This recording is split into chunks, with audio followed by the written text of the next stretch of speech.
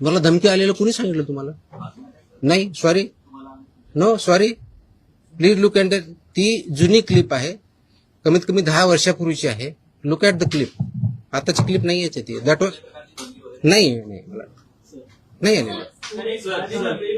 That clip if I remember correctly, मला आठवत नाहीये, इफ आय रिमेंबर करेक्टली बहुतेक ती पुण्यातली क्लिप आहे, फेनावाजी पीएमपीएम आहे. चेकआउट, तुम्ही बघा ते क्लिप, आताची नाही, मला कोणतरी पाठवली. मला okay. Welcome to the press conference. आज मुद्दामून एक महत्त्वाच्या विषयासाठी आपल्याला इथं बोलवलं आहे. गेल्या अनेक वर्षापासून आपल्याला माहिती आहे की महाराष्ट्रामध्ये गुटखाबंदी केलेली आहे. आपल्या FSSAI ॲक्टच्या सेक्शन 30 अंतर्गत प्रतिबंधित जे फूड आयटम्स आहेत त्याच्यामध्ये गुटखा आणि तत्सम आयटम जे आपले आहेत त्याच्यावरती गुटखाबंदी केलेली आहे. त्याच्यावरती आपण अनेक वेळा कारवाई करतो,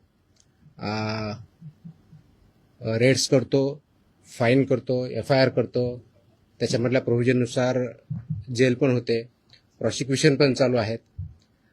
परंतु प्रोहिबिटेड आयटम असतानाही, फूड आयटम असतानाही महाराष्ट्रातल्या ऑलमोस्ट सगळ्या ठिकाणी हा गुटखा विकला जातो आणि कंझ्युम केला जातो. ही रियालिटी आपण बघतोय. मग याच्यावरती पर्याय काय? एन्फोर्समेंट तर चालू आहे, ते आपण आता जास्त स्ट्रिक्ट करत आहोत, तर ते चालूच राहील. परंतु याच्यावरती काही डेटरन्स असा क्रिएट करता येईल का की ज्याच्या माध्यमातून, कारण प्रोड्युसर तर इथं नाही आहेत प्रोहिबिटेड असल्यामुळं, ते बाहेरून आपण जे याच्यामध्ये इन्व्हॉल्व असणारे बिझनेसेस आहेत, बिझनेस पर्सन्स आहेत, ट्रान्सपोर्टर्स आहेत, रिटेलर्स, होलसेलर्स, सेलर्स, हे त्याच्यामध्ये इन्व्हॉल्व आहेत. त्या प्रकारचं एक रॅकेट आहे आणि ते जर उद्ध्वस्त करायचे तर आपल्याला खूप मोठ्या प्रमाणात स्ट्रॉंग स्टँड घेणं हे गरजेचं आहे. ह्या निष्कर्षापर्यंत शासन पोहोचलेलं आहे आणि म्हणून मध्ये बऱ्याच वेळेस याच्यावरती डिस्कशन पण झालं की काय केलं पाहिजे.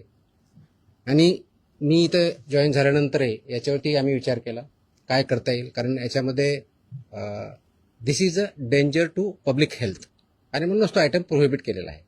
तर पब्लिक हेल्थला जर डेंजर असेल आणि तो आयटम प्रोहिबिट केलेला असेल तरीही त्याचा व्यापार होत असेल, तिथं ट्रान्सपोर्ट होत असेल, होलसेलर विकत असतील, सेलर विकत असतील आणि तो अवेलेबल होत असेल, तर त्याच्यावरती स्ट्रिंजेस्ट पॉसिबल ॲक्शन घेणं गरजेचं आहे.